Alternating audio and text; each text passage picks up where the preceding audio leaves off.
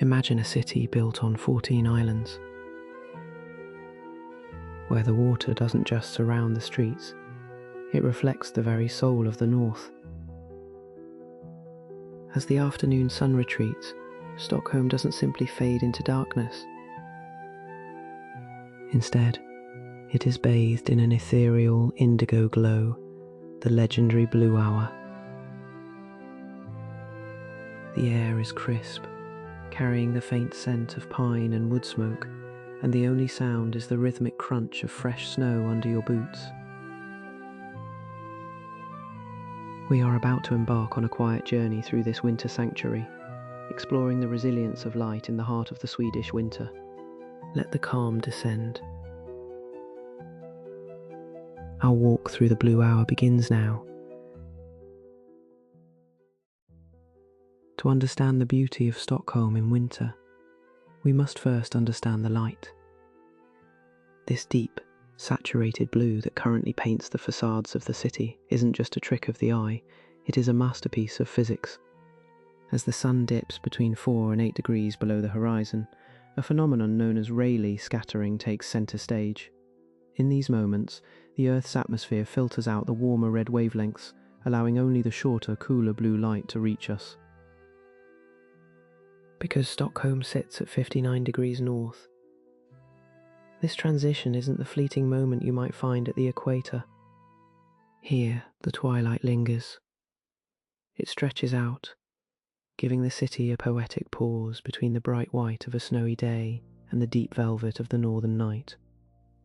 You can see it reflecting off the ice floes in the harbour, a shimmering metallic cobalt that seems to glow from within. There is a specific stillness that comes with this light. It's as if the world is holding its breath. The shadows become softer, turning a deep navy, while the snow takes on a pale violet hue. This is the blåtimmen, the blue hour. For Swedes, this time of day is not merely a meteorological event. It is a psychological transition. It is the signal to slow down, to head toward the warmth, and to prepare for the long evening ahead. But why does this specific light feel so different from a standard sunset? The answer lies in the clarity of the northern air. Without the heavy humidity of the tropics, the light remains sharp and crystalline. It hits the historic ochre-coloured buildings of the old town and creates a contrast that feels almost painted. As we walk further into the heart of the city, notice how the artificial lights of the street lamps begin to flicker to life. They cast a warm amber glow that cuts through the blue, a visual representation of the Swedish struggle against the winter cold. It is a dance between the icy exterior and the fire-lit interior. It is the very essence of survival in the north, turned into an aesthetic experience. Every step we take across the bridge toward the docks reveals a new shade of indigo, a new depth of shadow, and a deeper understanding of why this city is often called the Venice of the North. Yet, unlike Venice, Stockholm's beauty is quiet, reserved, waiting for those who are willing to walk through the cold to find the light. We move now toward the island of Skeppsholmen. This was once a strategic naval base, a place of power and military might. Today, however, it is an island of peace. The docks are lined with historic wooden ships, their masts rising like skeletal fingers against the darkening sky. Some of these vessels have seen over a century of Baltic winters. You can see the thick ice beginning to form around their hulls, a delicate, jagged lace that crackles as the tide shifts. Walking along the waterfront here feels like stepping back in time. The city's modern pulse fades, replaced by the gentle slosh of water against granite and the distant tolling of a church bell from across the harbour. The air here is colder, sharpened by the breeze coming off the Baltic Sea. It carries the salt and the history of a seafaring nation. Swedes have always had a complex relationship with the sea. It is their provider, their highway, and sometimes their greatest challenge.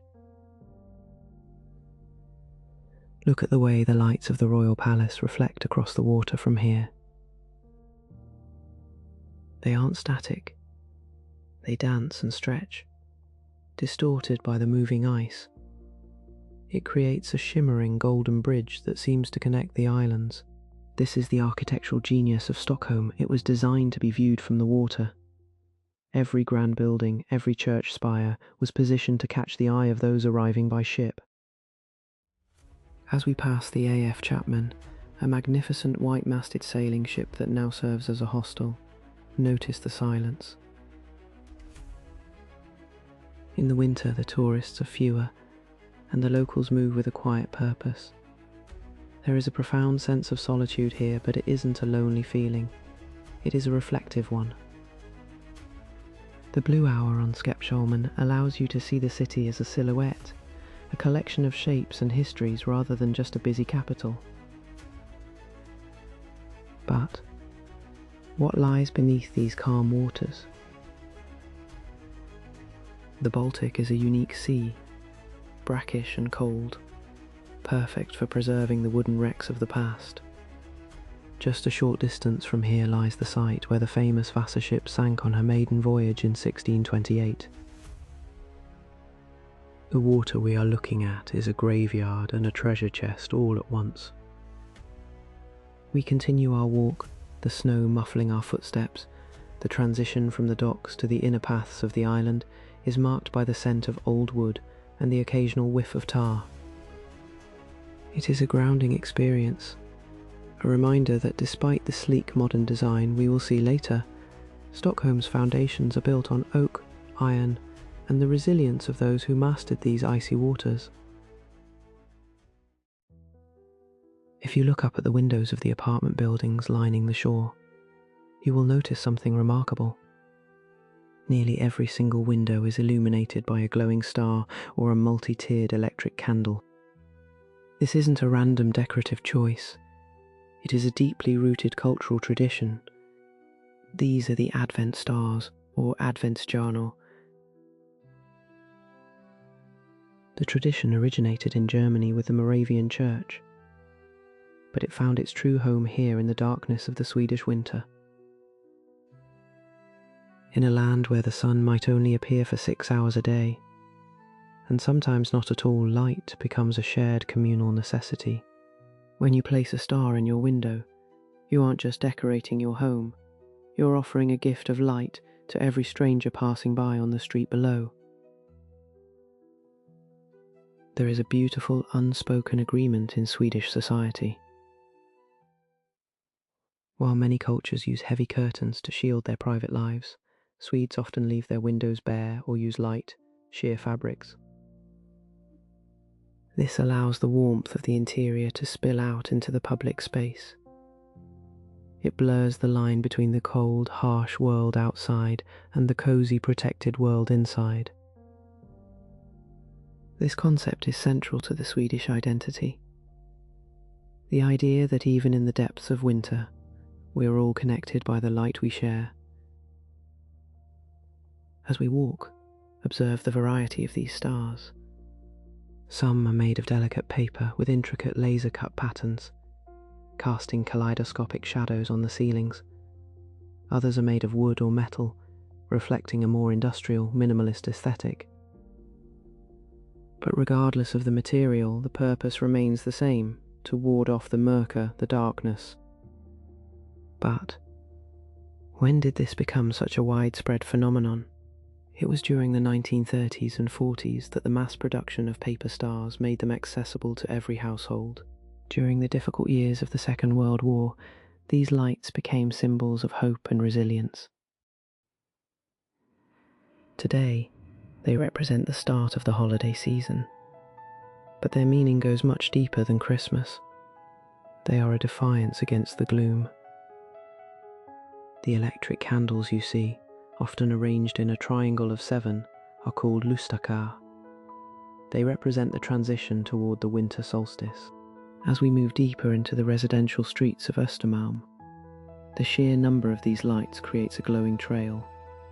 It feels as though the buildings themselves are breathing light. The contrast between the deep blue of the sky and the warm orange of the windows is the definitive colour palette of a Stockholm winter. It is a reminder that warmth is not just a physical temperature, it is a visual and emotional state. We find ourselves drawn toward these windows, finding comfort in the golden squares of light that punctuate the indigo evening. Close your eyes for a moment as we walk and breathe in. The air in Stockholm during winter is remarkably pure. Because the city is spread across islands, the sea breeze constantly flushes the streets, leaving behind an atmosphere that feels sharp and clean. But there are specific layers to the scent of a Stockholm evening. First, there is the smell of the cold itself, a metallic ozone-like crispness that seems to sting the nostrils slightly. It's the scent of frozen water and dormant earth. Then, as we move closer to the residential pockets, you catch the unmistakable aroma of wood smoke. Many of the older apartments in the city still have working kakelugnar, the traditional Swedish tiled stoves. These beautiful ceramic heaters are masterpieces of 18th century engineering, designed to retain heat for hours after the fire has gone out. The faint, sweet smell of burning birch wood drifts down from the chimneys, signalling that families are gathered inside, seeking refuge from the frost.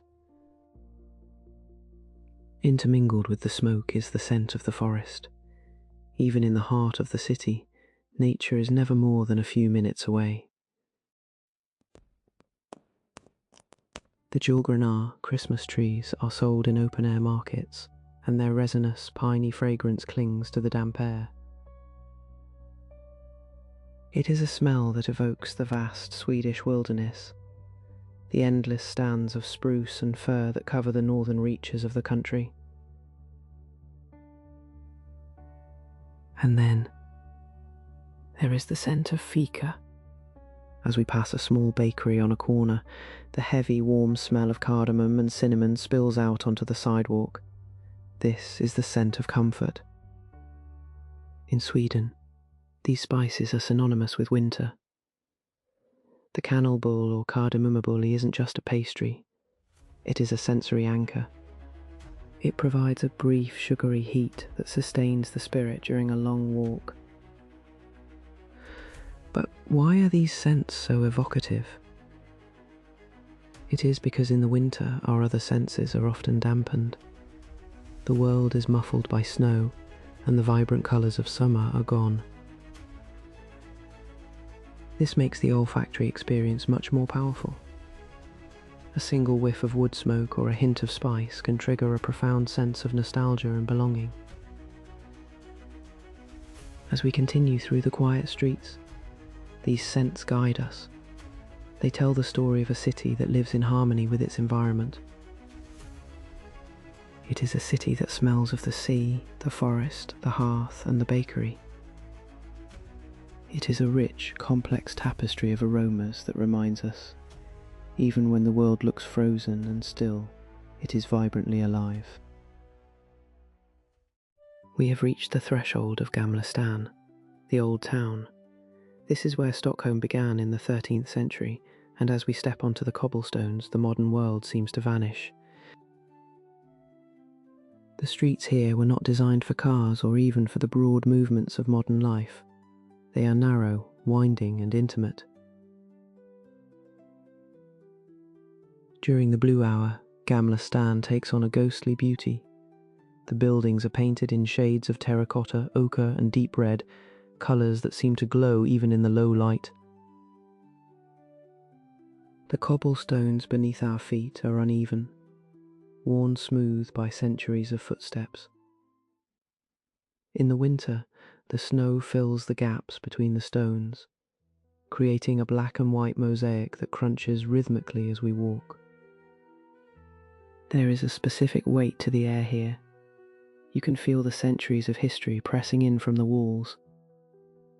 This was once a crowded, bustling merchant hub, filled with the smells of fish, salt and iron. Today, it is a living museum. Look up at the gables of the houses. They are narrow because in the medieval period you were taxed based on the width of your facade. This led to a vertical city where life was stacked floor upon floor. As we turn into a side alley, the light changes. The main thoroughfares are lit by lanterns that mimic the gas lights of the 19th century, casting long dramatic shadows. But the side streets are often dark, lit only by the glow from a basement gallery or a hidden tavern. It is in these quiet corners that you can truly hear the city. You hear the distant murmur of conversation from a kalare, a cellar bar where people have gathered for centuries to escape the cold. But what secrets do these walls hold? Every corner in Gamla Stan has a story over there. Is the German church, its spire a sharp needle piercing the indigo sky. Further on is Stortorget, the oldest square in Stockholm, which was the site of the infamous Stockholm bloodbath in 1520. History here isn't just in books, it is in the very alignment of the stones. Despite its dark history, the old town in winter feels remarkably protective. The narrowness of the streets blocks the wind, and the proximity of the buildings creates a microclimate of warmth. It is a labyrinth that invites you to get lost, to forget your destination, and simply experience the texture of the past. As we move deeper into the heart of the island, the silence deepens. The snow-covered roofs look like heavy white blankets, and the occasional flickering candle in a window reminds us that despite the museum-like atmosphere, this is still a place where people live, sleep and dream. It is the beating ancient heart of the Swedish capital. Standing in the centre of Stortorget, our eyes are drawn to the grand building of the Börshuset, the old stock exchange. This elegant neoclassical structure is more than just a piece of architecture. It is the home of the Swedish Academy.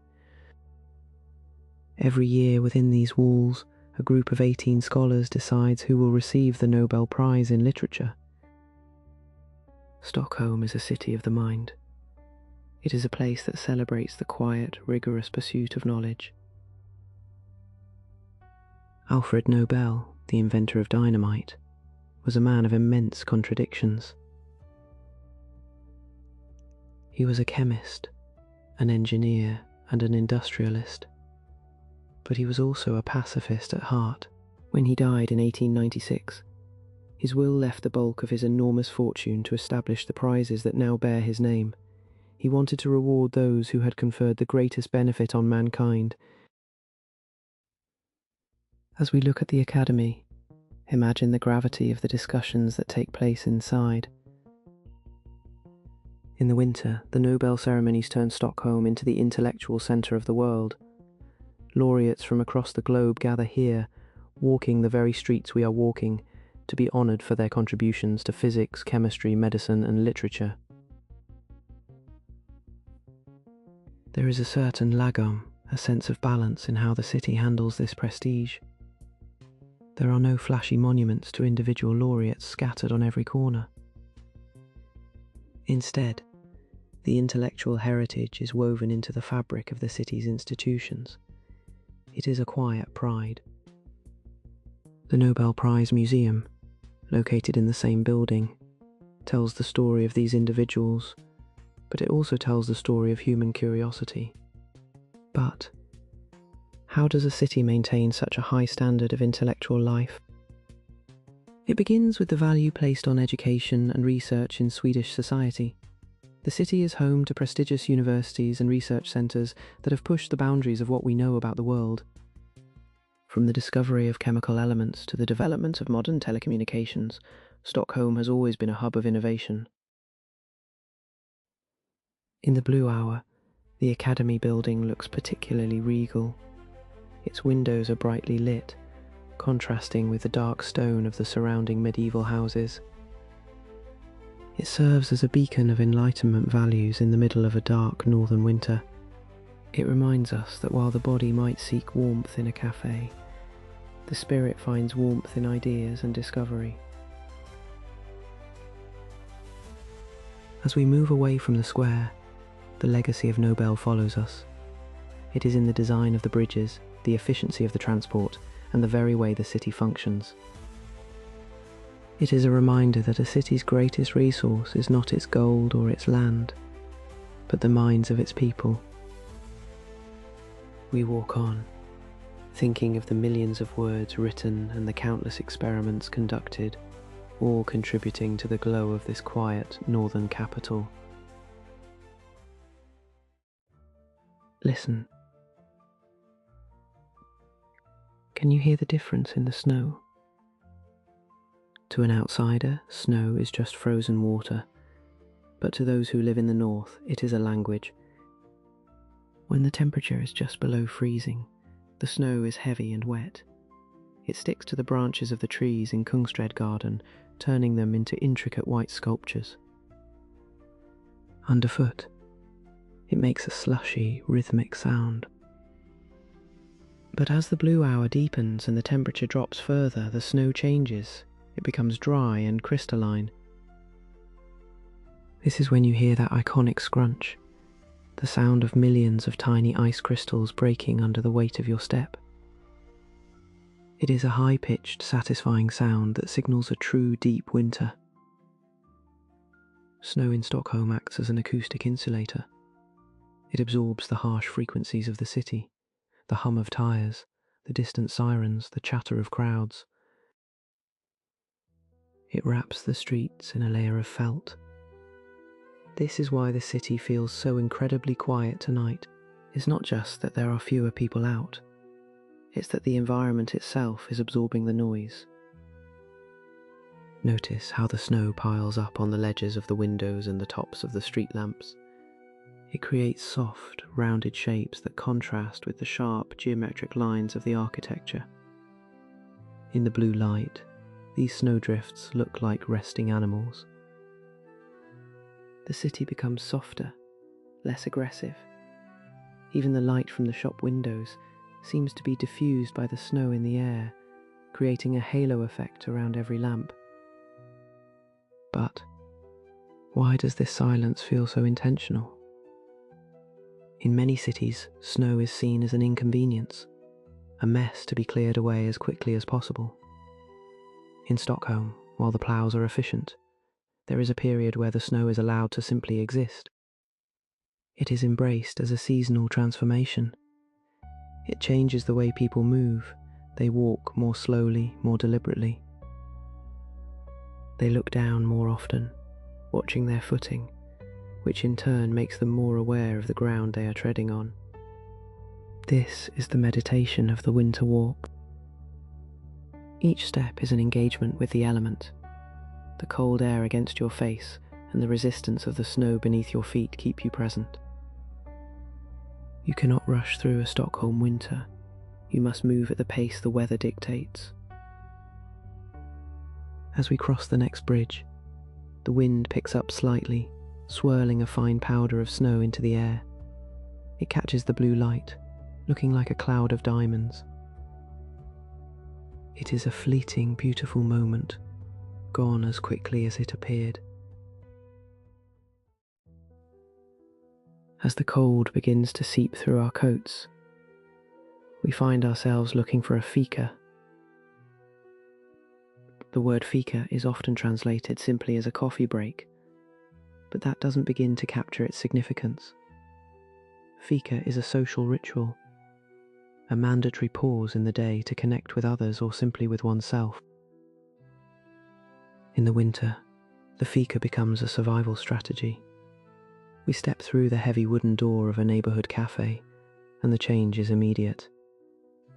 The air is thick with the scent of roasted beans and warm yeast.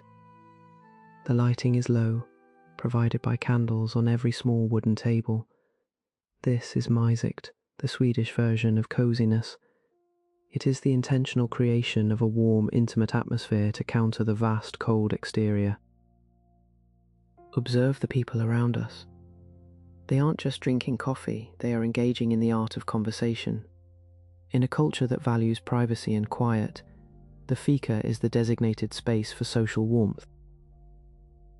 There is no rush. You can sit with a single cup of coffee and a lusbiol, a saffron bun, for an hour, and no one will ask you to move. Saffron, with its vibrant yellow colour, is the spice of the winter solstice, a literal taste of the sun in the middle of the darkness. But where did this tradition come from? The word Fika is actually a backslang version of the 19th century word for coffee, café. Over time, it evolved from a simple drink into a philosophy of life. It is the rejection of the hustle culture. It is the belief that a person is more productive and more human if they take the time to stop. In the blue hour, the cafes of Stockholm act like glowing lanterns. From the outside, you see the steamed-up windows and the silhouettes of people laughing and talking. It is a visual promise of hospitality. For a traveller, entering a Fika spot is like being invited into the city's living room. We take our coffee black, in the Swedish style, strong and hot. The first sip is a shock to the system, a jolt of warmth that radiates from the chest to the fingertips. We pair it with a ginger snap, or pepparkaka, the snap of the biscuit echoing the crispness of the air outside. As we sit here watching the blue light deepen to a dark navy through the window, we realise that the winter isn't something to be endured, it is something to be lived. The Fika gives us the stamina to head back out into the snow, refreshed and reconnected. It is the small, warm heart of the Swedish day. Leaving the medieval alleys behind, we walk toward the modern centre, near Sergels Torg. Here, the architecture shifts dramatically. The warm ochre stones are replaced by glass, steel and concrete. This is the Stockholm of the 20th and 21st centuries, a city that embraced funkis or functionalism with a passion. Swedish design is famous worldwide for its minimalism and utility, but seeing it in its natural habitat provides a different perspective. In the blue hour, these modern buildings become transparent. The large glass facades reveal the clean, organised offices and showrooms within. There is no clutter. The lines are straight, the colours are neutral, and the lighting is meticulously planned. This aesthetic isn't just about looking good. It is a reflection of the Swedish social model. Functionalism was born out of a desire to create a better, more egalitarian society. The folkhemmet, the people's home, was a political concept that aimed to provide high-quality, functional housing and public spaces for everyone. You can see this in the wide sidewalks, the integrated bike lanes and the seamless public transport. But does this modernism feel cold? Surprisingly no, because the Swedes are masters of light. They use artificial illumination to soften the hard edges of the architecture. The office buildings aren't just blocks of darkness. They are carefully lit to provide a sense of depth and warmth to the street. Public art is everywhere. Massive glass obelisks and light installations that change colour with the temperature or the time of day. As we walk past the department stores and flagship design shops, notice the lack of aggressive advertising. The storefronts are elegant and understated. There is a sense of lagom even in commerce. Not too much, not too little, just right. It creates a calm shopping environment, even during the holiday rush. This part of the city represents Stockholm's gaze toward the future. It is a hub for tech startups, fashion houses, and sustainable energy companies. Yet even here, the connection to nature remains. You'll see vertical gardens and roofs covered in snow-resistant sedum. The modern Swede doesn't see technology and nature as opposites. They see them as partners in building a sustainable life. The blue hour highlights this partnership. The sky's natural indigo blends with the cool LED lights of the city, creating a futuristic, cinematic atmosphere. It feels like a scene from a science fiction film, but one where the future is peaceful, organized, and quietly beautiful. We are moving through a city that knows exactly what it is and where it is going. As we walk over the bridge toward the island of Kungsholmen, you might notice something unusual about the water. In many areas, it remains unfrozen, even in sub-zero temperatures. This is often due to the city's sophisticated district heating and cooling systems. Stockholm is a global leader in urban sustainability, and the winter is where its green credentials truly shine. Underneath our feet is a massive network of pipes that carry waste heat from data centers and industry to heat the city's homes. They even use the cold water from the Baltic Sea to cool buildings in the summer. It is a circular system that minimizes waste. When you see the steam rising from a manhole cover into the blue evening air, you aren't looking at pollution.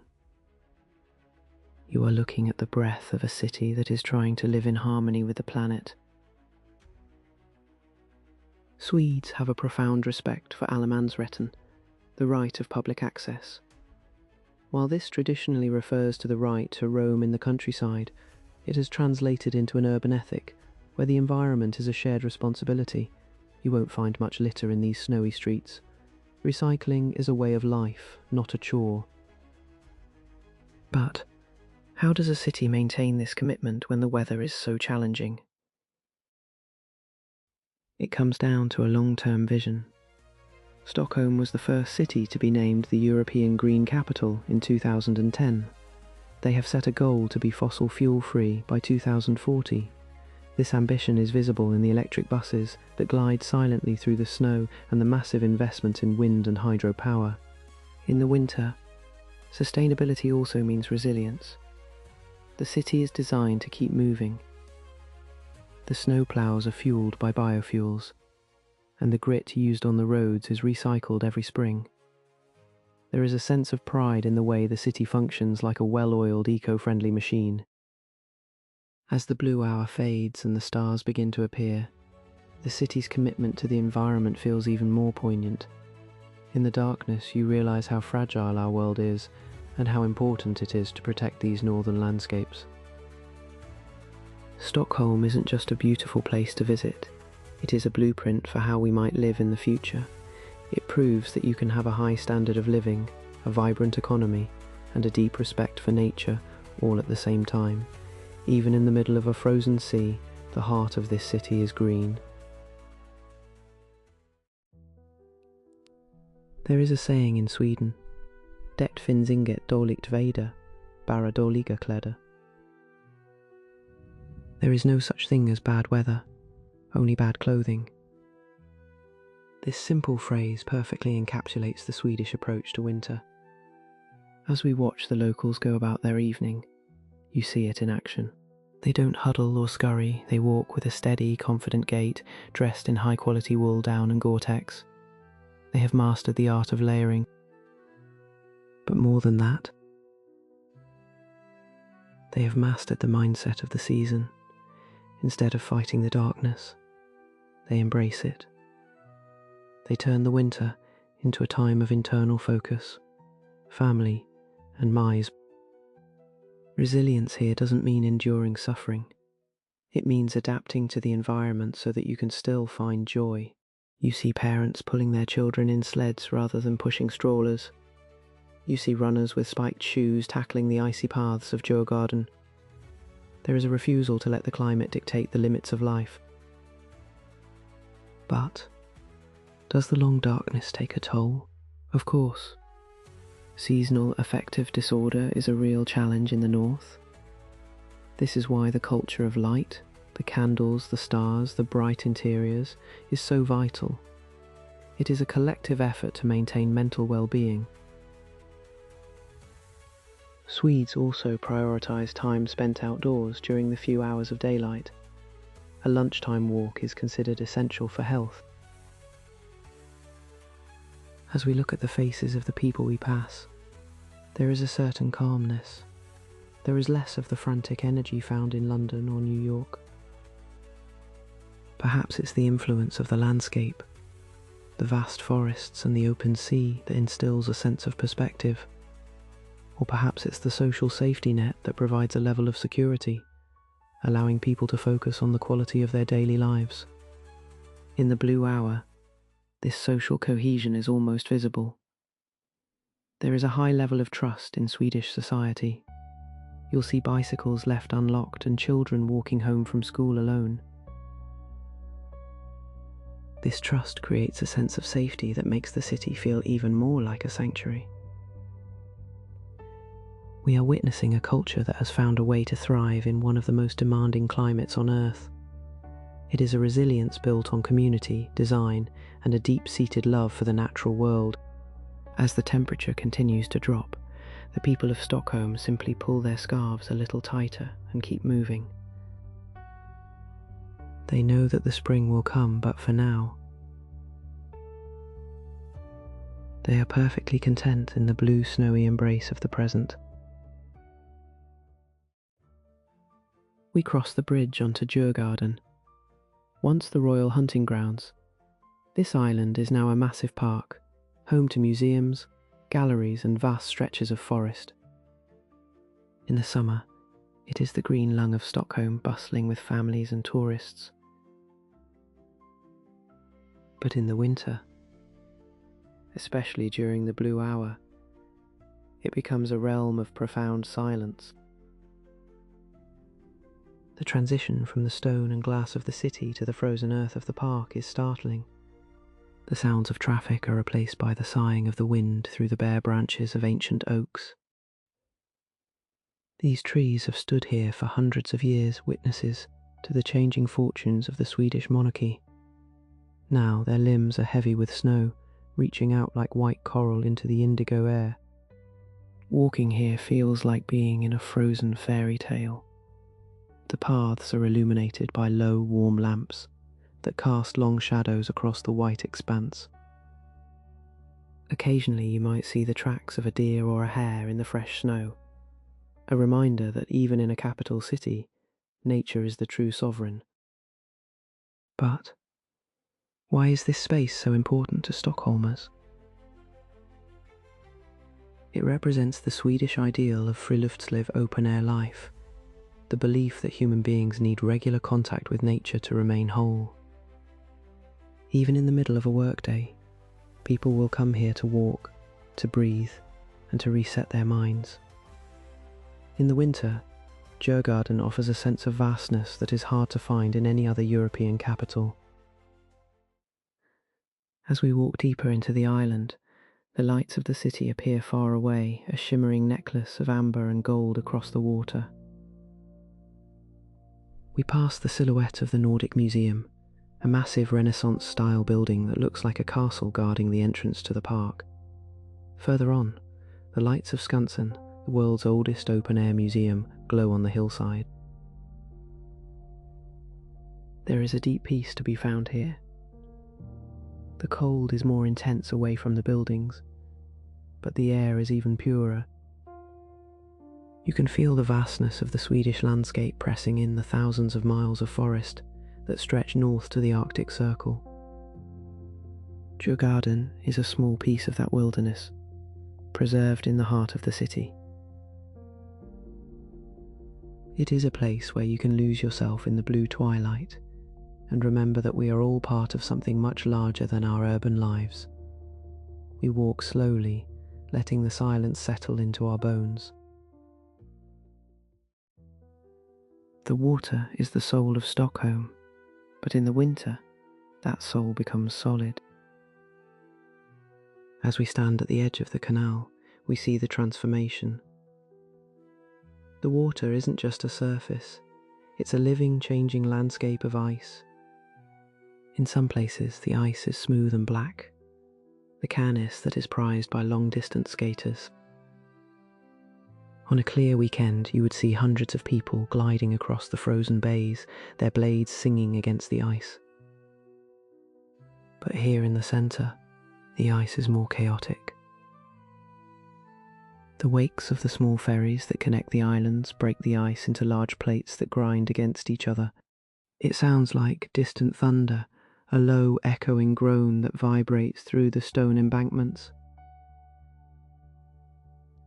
Look at the way the blue light interacts with the ice. It gets trapped in the cracks and bubbles, creating a luminous inner glow. The edges of the ice floes are frosted with white, making them look like giant lily pads made of crystal. But how does the city stay connected when the water freezes? This is where the icebreakers come in.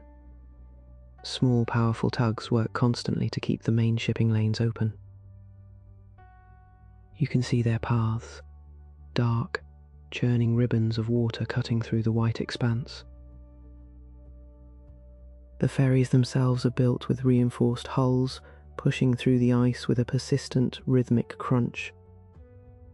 For a Stockholmer, the freezing of the water is a moment of expansion. Suddenly, the islands are connected not just by bridges, but by a solid floor. People walk where boats once sailed. They set up ice fishing huts, or simply take a shortcut across a bay. It changes the geography of the city, making it feel smaller and more intimate. However, there is a deep respect for the danger of the ice. Everyone carries isdubbar, ice claws, around their necks when they venture out. It is a characteristic Swedish blend of adventurous spirit and careful preparation. As the blue hour comes to an end, the ice takes on a ghostly silver sheen. The reflections of the city lights are no longer fluid. They are sharp and fractured. The water has become a mirror that has been shattered and frozen back together. It is a reminder of the power of the north, a power that can turn a liquid sea into a solid desert in a matter of days. We stand for a moment, listening to the ice groan in the dark, feeling the immense silent weight of the winter. We climb the path to a high viewpoint on Södermalm near Fjällgatan. From here, the entire city of Stockholm is laid out before us like a jewel box. The blue hour has reached its final, deepest stage, a saturated royal purple that is just moments away from turning to black. The skyline is a silhouette of spires, domes and modern towers. To our left, the royal palace sits like a massive golden anchor. Straight ahead, the lights of Gamla Stan twinkle like a cluster of stars fallen to earth, and to the right, the modern skyscrapers of the city centre glow with a cool, rhythmic light. From this height, you can truly appreciate the layout of the islands. You see the dark gaps of the waterways and the bright arteries of the bridges.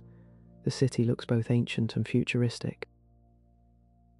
The snow on the rooftops reflects the ambient light, giving the entire landscape a soft, ethereal glow.